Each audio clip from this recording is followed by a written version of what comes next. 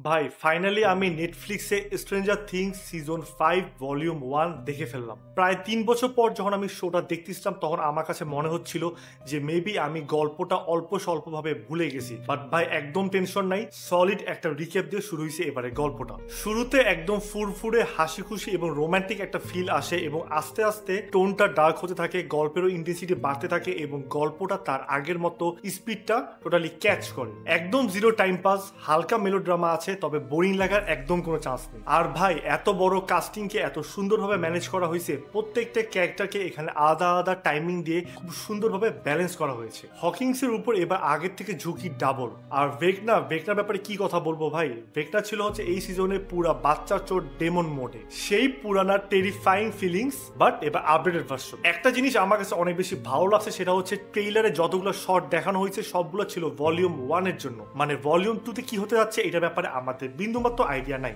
Volume 1 এ কিছু সারপ্রাইজও আছে, but tension নিয়ে না, আমি আপনাকে কোনো ধরনের স্পয়লার দিব না। আর ভাই রবিনের ব্যাপারে আপনি কি বলবো, রবিন হচ্ছে এপিসোড 1 এ আগুন লাগিয়ে দিয়েছে। আমার কাছে পার্সোনালি ন্যান্সির চেয়ে অনেক বেশি ভালো লাগছে রবিনকে। স্ট্রেঞ্জার থিংস সিজন 5 এপিসোড 4 শেষ হয় ক্লিফ হ্যাঙ্গারে, পুরাই গুজবাম্পস। আর এখন ভলিউম 2 এর জন্য আমার এক্সপেকটেশন হচ্ছে আকাশ ছোঁয়া। আপনারা যদি আমাকে এই সিজনের রেটিং জিজ্ঞাসা করেন দেন আমি আপনাকে বলবো 4.5 আউট অফ 5। আর হ্যাঁ ভাই, আপনারা যারা এখনো স্ট্রেঞ্জার থিংস সিজন 5 ভলিউম 1 দেখেন নাই, আপনারা তাড়াতাড়ি করে দেখে নেন, কজ যে কোনো সময় স্পয়লার পড়ে যেতে পারে এবং আমি চাবো না আপনারা আপনাদের এক্সপিরিয়েন্স নষ্ট করে ফেলেন। But that's a headshot.